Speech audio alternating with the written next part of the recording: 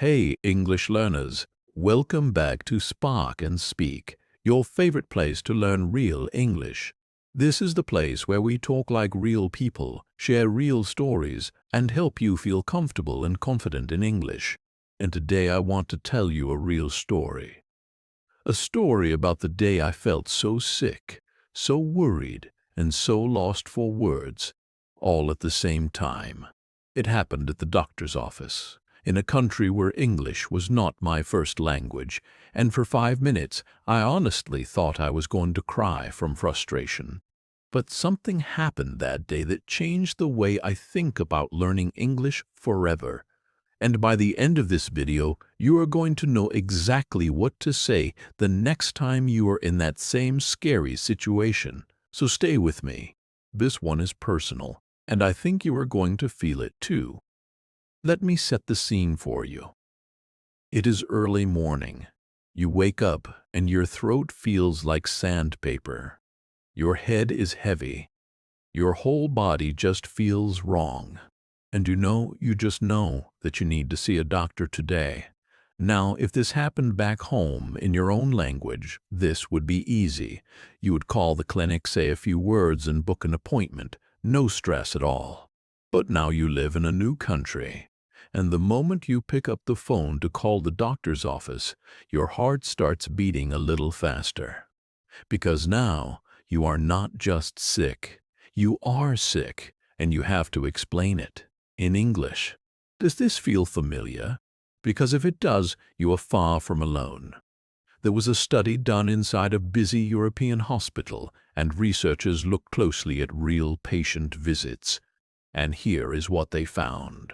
In almost 1 out of every 4 visits, there was a real, serious language misunderstanding between the patient and the doctor.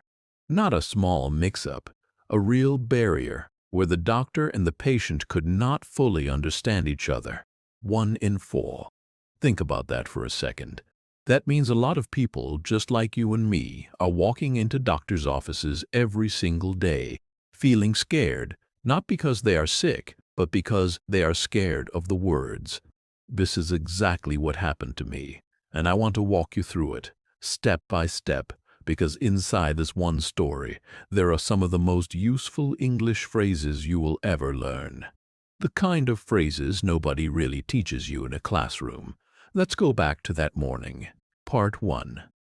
The phone call that almost broke me. So I pick up the phone. My throat hurts so much I can barely talk. And the receptionist answers, fast, friendly, and honestly, way too fast for me that day. She says something like, "Good morning, doctor's office. How can I help you?" And in my head, I know the answer. I want to say, "I am sick. I need an appointment." But my brain freezes because I am trying to think of the perfect sentence, the grammar, the right words, all at once, while my throat is burning. And here is the first thing I want you to know. You do not need a perfect sentence. You need a simple one. I finally said, "Hello, I am not feeling well. Can I have an appointment today, please?" That is it. 9 words. Not fancy, not complicated, and it worked completely. Here is something I learned that day, and I want you to remember it. Native speakers are not listening for perfect grammar. They are listening for clear meaning. "I am not feeling well" tells them everything they need to know. You are sick. You need help today. So many learners wait until they can say the perfect sentence, and while they wait, they miss the moment to just speak. Simple and clear beats, perfect and silent, every single time. But the phone call was just the beginning. What happened when I actually got to the doctor's office? That is where things got really interesting. Part 2. The waiting room panic. I get to the doctor's office. I sit down, and the receptionist hands me a form in English full of questions about my symptoms, my history, things I did not expect.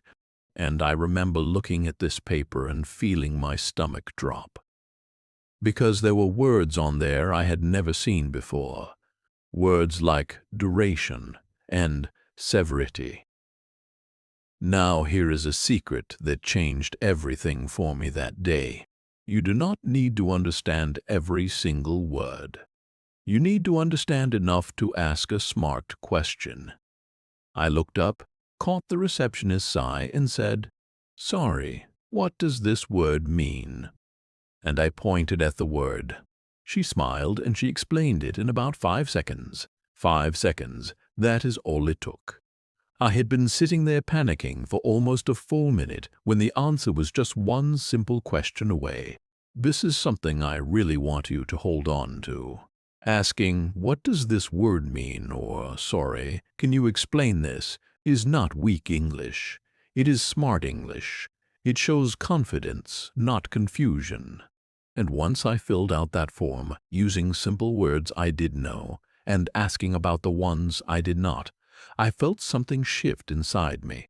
I felt like maybe, just maybe, I could actually get through this appointment.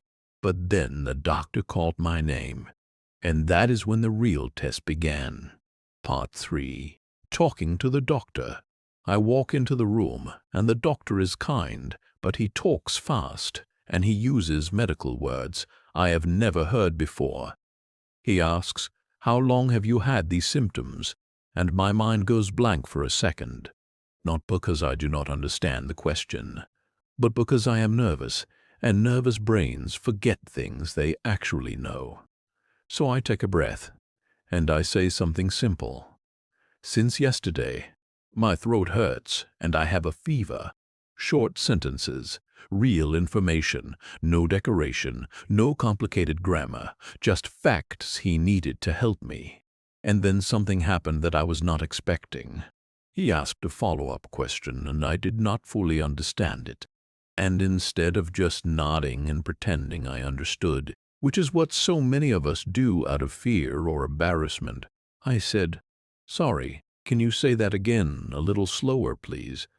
He smiled. He said it again, slower, and I understood it perfectly.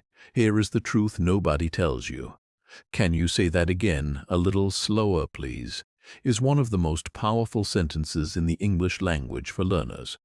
It is polite, it is clear, and it works almost every single time. I used that one sentence 3 times in that appointment. 3 times.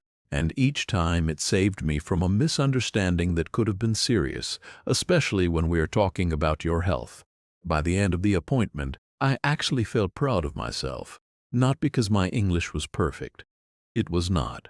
But because I had communicated everything the doctor needed to know, using simple, honest, clear English. But there's one more part of this story, and honestly, this might be the most important part of all. Part 4.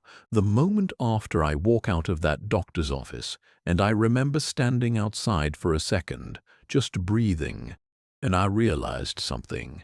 The version of me that was so scared to make that phone call that morning, and the version of me walking out now, they were the same person. Nothing about my English level had magically changed in 2 hours. What changed was my belief about what good English actually means. I used to think good English meant sounding like a native speaker, perfect grammar, big vocabulary, no mistakes. But that day taught me something completely different. Good English, real English, the kind that actually helps you in real life, means being clear, being brave enough to ask questions, and being honest when you do not understand something. This is the surprising fact I promised you earlier. Researchers who study language in healthcare found that patients who simply asked more questions, even in imperfect English, ended up with a much better understanding of their treatment than patients who stayed quiet out of fear or embarrassment. Asking, even with mistakes, works better than staying silent with perfect grammar stuck in your head. Let that sink in for a second. Asking a slightly imperfect question is more powerful than staying silent with a perfect sentence you never say. Part 5. Why this matters for you right now. Maybe you are not going to the doctor tomorrow, but this same situation, this exact feeling, happens everywhere. At the pharmacy, explaining what medicine you need. At school, talking to your child's teacher. At work, explaining why you need a day off. At the phone company, trying to fix your internet. Every single one of these moments has the same 3 tools hiding inside them, the same 3 tools from my doctor story. Number 1. Keep your sentence simple and clear. Number 2. Ask what a word means if you do not understand it. Number 3. Ask the other person to slow down or repeat without any shame at all. These 3 tools are small, but I promise you, they are some of the most powerful tools you will ever carry with you in English. Okay, let's bring this all together. We started with a phone call, where I learned that simple and clear beats perfect and silent. Then we moved to the waiting room, where I learned that asking what a word means is not weakness, it is smart English. Then we sat with the doctor, where one sentence, "Can you say that again, a little slower please?" saved me 3 separate times. And finally, we talked about the truth behind all of it.